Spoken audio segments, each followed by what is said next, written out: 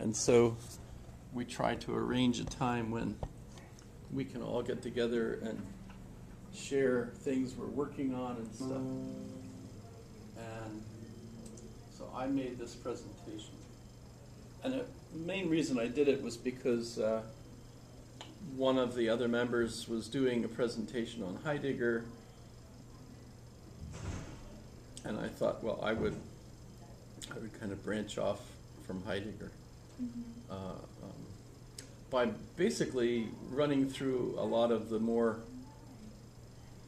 important philosophers in continental Europe. So in our last class we talked about Daniel Dennett and the Brights as an example of a contemporary American philosopher. Here what we're looking at is kind of the ongoing tradition in continental Europe, so that you kind of have a sense of what that all is. I just have the sense that not very many people in the United States in general are especially interested in what philosophers in continental Europe are doing. I mean, there are, of course, some. They even argue over various aspects of it. So you could tell that they're at least interested in it somewhat. There are some British philosophers that are also doing the same sort of thing, although the typical example of an American or British philosopher is Daniel Dennett, I think. By the way, he lectures in England as well. Where's he from, exactly?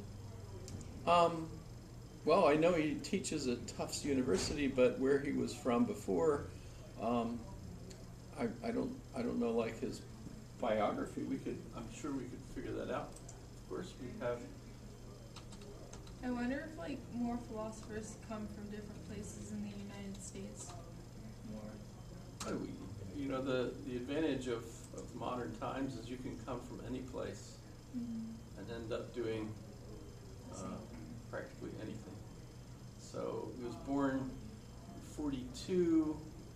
It looks like he was born in Boston, Massachusetts, so he's not strayed very far from home, although he's lectured all over in major universities, etc. Won lots of prizes and everything.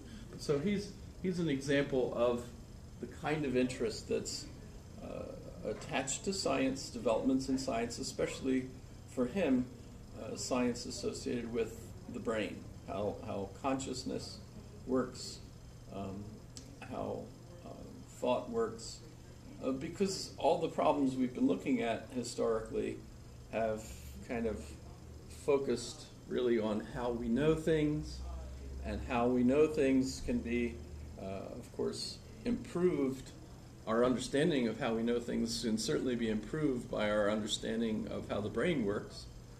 So his focus on consciousness and how, we know that a particular piece of news is real news, is fact, or is fake news, or anything of that sort, is clearly a matter of trying to understand how society comes to feel that they can trust certain information, and how our individual brains work.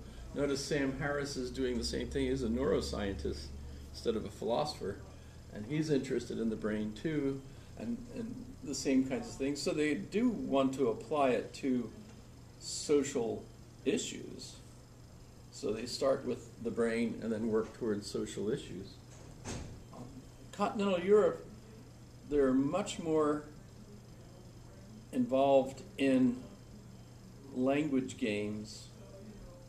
We've talked about that somewhat already.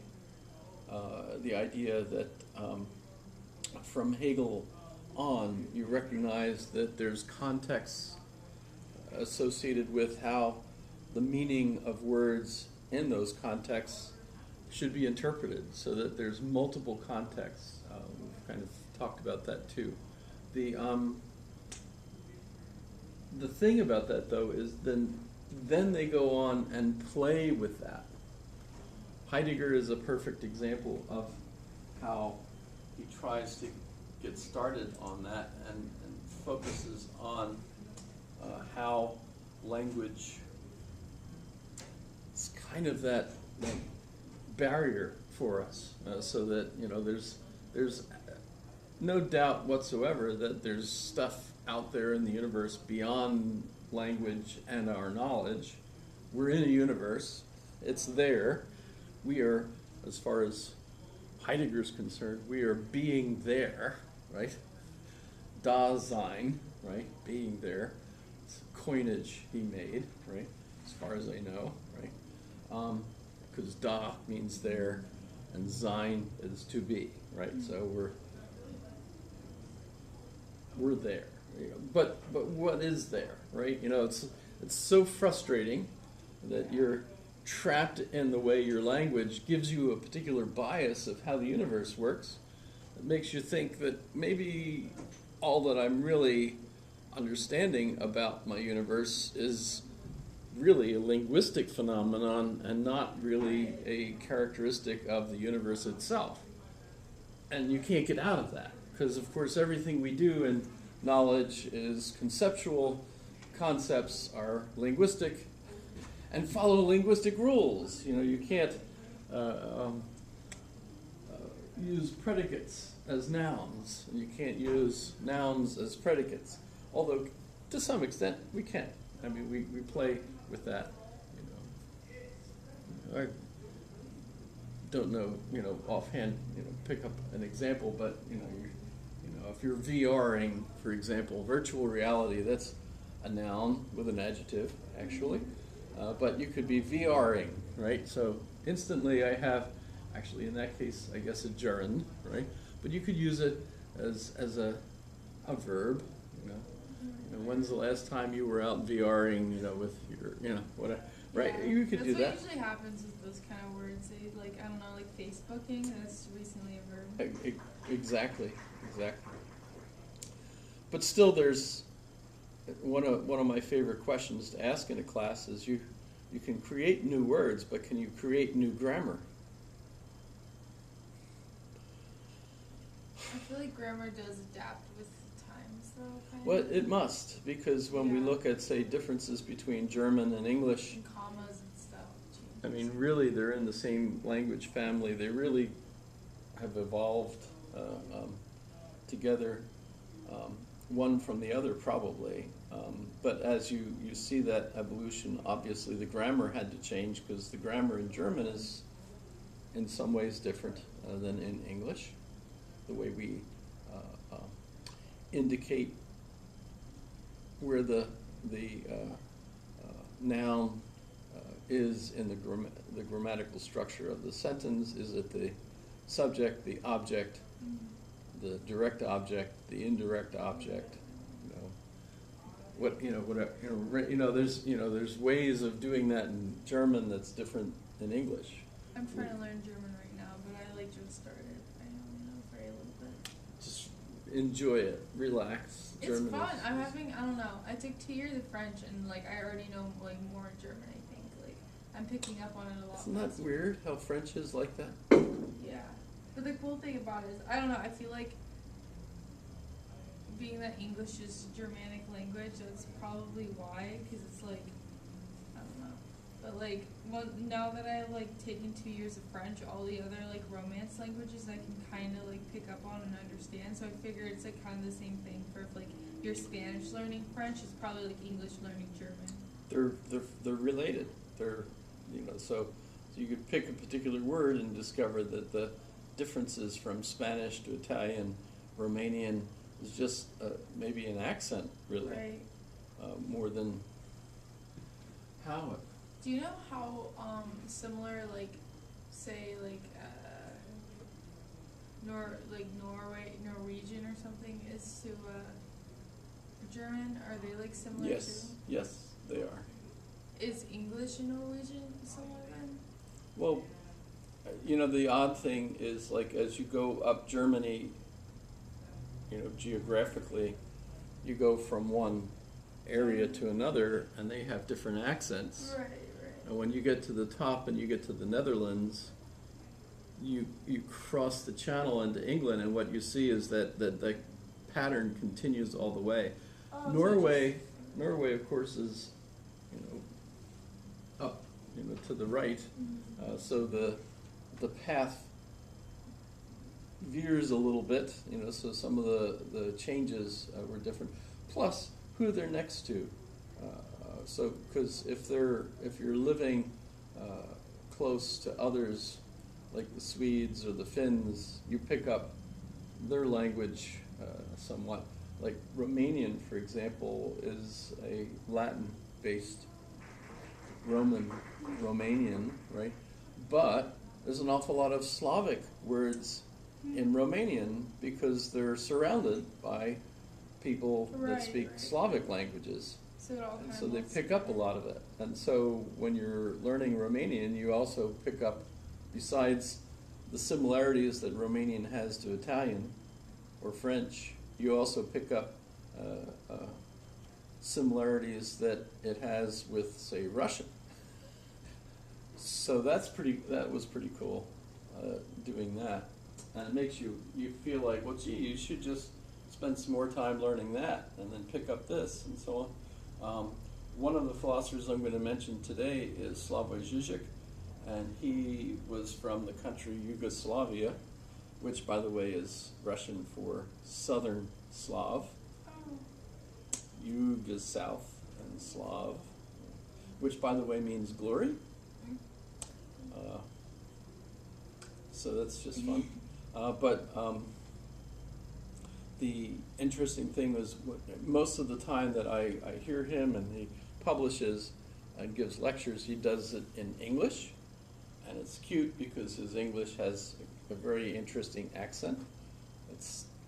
That does affect you. You know, you listen to him too much, you come away and you start sounding like him, It happens a lot. and It's dressing funny like him how too. like humans are like monkeys in that way that they like just We ape- subconsciously start We doing ape stuff others. like that. Yeah. But when I've heard him like give interviews in his home country, and I can follow a lot of it because it's actually Yeah, what he was meaning to say. similar to Russian. Do you think that like within the next like I don't know, like 10,000 years, do you think eventually like all the languages are just gonna like mold into one like universal language and we can all just talk together? I feel like it'd be easier that way. If everyone was like, okay, like drop it all, let's all just learn like Spanish or something, I'd be okay with that because like there's so many like complications with language barriers and stuff. My first thought is no, it'll probably be even more complex because you have subgroups. I mean, for example, neuroscientists, there's 250 different subgroups of neuroscience. And some of those can't speak to other members of neuroscience because they're using a very limited vocabulary within their specialty that the other specialties aren't using. And so when they publish their abstracts of their papers, the other folks can't figure out what's going on, and that's specialty. Right. So that's a problem there. But I mean, like as people get more, I mean, there's not as much isolation anymore as far as the location goes. True. Although we do tend to self-isolate. We like the people we like, so Right. we follow the conversations that we do. That's actually been what I've been trying to do is share multiple conversations that I'm interested in and have been for years with the class so that you become aware of these conversations and maybe even find out if you like them enough to spend more time learning the vocabulary Yeah. of that conversation so that you could participate. That's why I argue that it's mostly language learning that we do Yeah. in classes. Basically, even in like math, it's just the equations and stuff. Exactly. What's the peculiar vocabulary associated with philosophy? Just names, probably. Names, the Theories. interpretations of you know how we see things. I mean, you know, the tree falling in the forest doesn't make a sound. You know, when you hear that joke, I'm sure most people laugh at it in one way, but when you've studied Berkeley or Hume, you end up laughing at it a different way. Same thing with art, when you see a pile of junk on a lawn, you think, oh, that's a pile of junk on a lawn. But when you read what the, artist, like Oppenheim, has intended by this, and you are familiar with the milieu of his thinking and the artists that are doing it, you become an educated art critic, Oh, yeah. and you now have much deeper interpretations of what this pile of junk on the lawn represents. Doesn't make the other more popular probably notion of it being a pile of junk on the lawn go away, but it gives At least people The- who like it can feel good about liking it. yeah, well, And the and people who make gives it, them a sense of superiority perhaps, that they know something that the other people don't. yeah, most of the people who like enjoy like art that's just trash, like seem to be have like a superiority complex as far Yeah, as it's you begin essentially thinking of the other folks as tools. like they just don't understand it. Right, right. Which is tribal.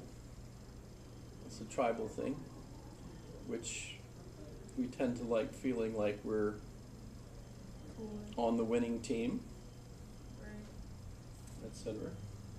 Well, so Heidegger, who the heck gets to know Heidegger? I think we talked a little bit about him already. His impact on Hitler Yeah. was probably not as great as he hoped.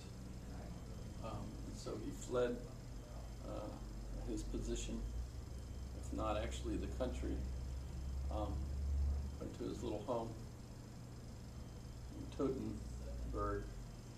However, so he is central to continental philosophy, though, because he does, in language, in his works, try to write his way out of being trapped in language itself and get into the nature of being itself. And that leads Sartre, Jean-Paul Sartre, and other existentialists to try to do the same thing. So we end up with like a interesting chain of books on this topic.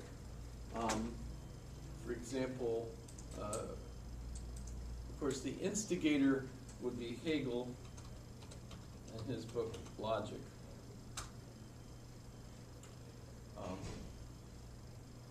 There's actually two books on logic by Hegel. The one is the big logic, and the other one's the small logic. The big logic, the original one, is, I'm not sure whether they're calling it the science of logic here, but the first one is the largest one. The second one is inside his encyclopedia. So the one inside the encyclopedia comes later, but the one that has the most impact on continental Europe is the big one, the first one, the logic. And in that, he talks at the beginning of being. It's basically how the universe is created. It has to start off with being, but being and non-being are automatically together, and so he starts off talking about being. But when we go to Heidegger, he talks about being and time. So while Hegel has his book, The Logic, and it's not called being and time, Heidegger ends up with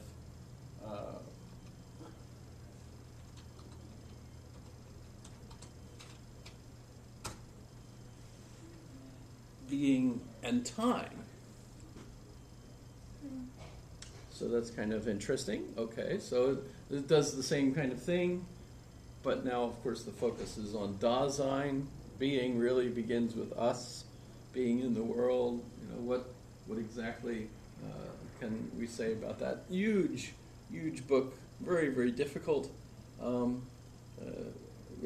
something, by the way, about Heidegger is that when he writes explaining someone else, like Plato or Socrates or someone else, it's very clear, and you feel like, wow, this is an excellent scholar who understands this material and really explains some things I didn't know about it. But then when he writes his own books about his own views, you're totally lost. It's like vocabulary just swimming in your head, and it feels like you're not getting anywhere, right? So that's kind of interesting. So on the one hand, it's pretty clear he's a scholar and was a great professor. A lot of people that were students of his have then become like the next generation of philosophers in Germany, and so on, including Jean-Paul Sartre, for example, right? Hannah Arendt, others. But in response to Heidegger's book, Being and Time, you end up with Jean-Paul Sartre's book, which is Being and Nothingness. So there's a theme. Being is there, but being and nothingness, right? And we get to Slavoj Žižek, and his book is Less Than Nothing. So it's just like loses some every time.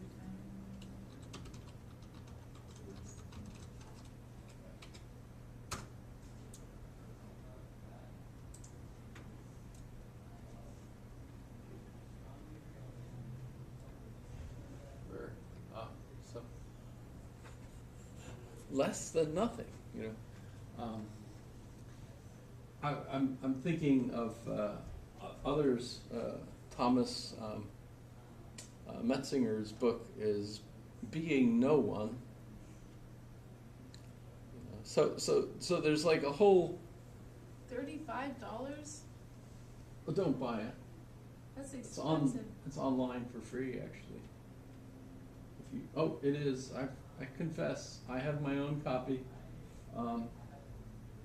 But actually, I'm at the point now where I know not to buy more Slavoj Žižek because it is online for free because he belongs to this Verso group who basically are against the idea of people capitalizing on selling knowledge. They feel like it should be universally free, etc. And so if you do buy one of his books, Verso donates it to some cause or another. I don't know how much Žižek himself gets. I've seen interviews with him in his apartment, and even though he sells tons of books and lectures all over the place. Oh yeah. Do you mind if I take notes on my phone? I've been doing that for a while. Oh no, I usually. Certainly. Okay, cool. Because in my notes, I just like to write down a lot of the books that you say and stuff. Oh, you're welcome. I video it myself. So this is. Now you stopped. Now we can say long live Stalin or whatever. We are not recorded there. So this is his apartment. Slavoj Žižek is a big, friendly Slovenian Marxist intellectual who spends as much time blathering on about Batman films as he does about Hegel. He's written about 75 books, most of which remain impenetrable to me, but it's his public appearances, both at lectures and at events like Occupy Wall Street, which have really cemented his position as the most broadly popular anti-capitalist philosopher working today. This is because, unlike pretty much every other anti-capitalist philosopher, he actually has a sense of humor. His latest project is a film, The Pervert's Guide to Ideology, directed by Sophie Fiennes. In it, Slav uses Hollywood blockbusters to explain why the bulk of us remain so enthralled to capitalist power structures that we cannot even escape them in our sleep. I wanted to know why I was such a sheeple, so I went to Slovenia to meet the man. Hello. I like Vice.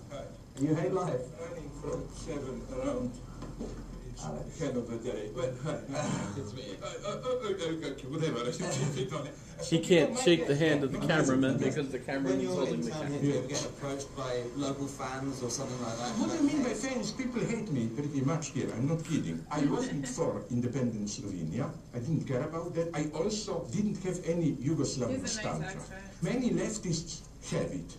and they consider me a traitor there. My nostalgia is for the old times 40 years ago, when I was young. You So know, you can see, songs even though are he not could so be much. rich, It was nice because he- once a day in the Pretty morning, modest. post arrived, and that was it. That was all communication. Yeah, then you know you are free for 24 hours. So we're seeing the whole crew come into the And that's elevator super- in the mirror there. Joe Sullivan. This is just so that it not. I don't mean you personally, idiots. When they enter the flat, ask me why do you have that. It's strictly for this. It's just to annoy people. It's absolutely just to annoy his name? people. I've read on the front of your Zizek? books it's quoted that you're the most dangerous philosopher in the West. Z-I-Z-E-K. You don't seem very dangerous to me. Here I must disappoint you. You know, I am this type of a joker. But look guy, how and small that joker apartment from is. Batman, That's his you know. main room, I probably. laugh and so on, Yeah, I but I always can be a pictured Stalinist. if I ever got rich, When I don't think if I'd you live give me anywhere, power, like, I know how to use it. That's why I'm afraid. But I always love of the way the myself. books I know split. how See how to they're power. I'm double extremely piled up sensitive. on It's beautiful top of to one Yeah, another. like you can tell that he's using them. You know, even in love relations, you know what's my motto? I quote Lacan. When he says, my fiancée is never late for an appointment because the moment she is late, she's no longer my fiancée. That's the attitude. You know what's one of my tricks? I like it. That's a weird thing When I to give say. a talk, Like, or especially if it's a debate, it's good to begin on time or even a So little a lot bit of the earlier. jokes, Because then people who are even on time or 2 minutes late feel a little bit guilty, you know. Why do you want them to feel guilty? Just so Because they don't ask stupid, annoying questions. I hate debates. He's People funny. think that I like to give talks. No, I like to write. If you don't like giving talks, how do you feel about making films? Because obviously the Pervert's Guide to Ideology is coming out. That's Now you what we're talking touched about. a very dramatic point. I'm disgusted sometimes just his use of looking English at words myself on feels a screen. little So awkward. it's not some kind of a dramatic extravaganza to say, I didn't we don't see, see that. I saw neither Pervert's Guides to Cinema nor this one Pervert's Guide to Ideology. I'm too horrified at looking at myself on screen. Ordinary Americans, as ordinary people in all countries, have a multitude of fears. We fear all kinds of things. We fear maybe immigrants or people whom we perceive as lower than ourselves, attacking us, robbing us. In Steven Spielberg's Jaws, the function of the shark is to unite all these fears so that we can, in a way, trade all these fears for one fear alone. Smile, you son of Why is cinema such a useful tool for you when you were trying to analyze the world? Is this interesting? Mostly the way I talk about Yeah, cinema is I like him, simply he's funny. to use it to illustrate where we are today ideologically. How do we experience our lives? What do we find worth fighting for? What's the meaning of our life? Or small ritual? You have to look at Hollywood, where you get it in pure distilled form. Hey, buddy. You gonna pay for that or what?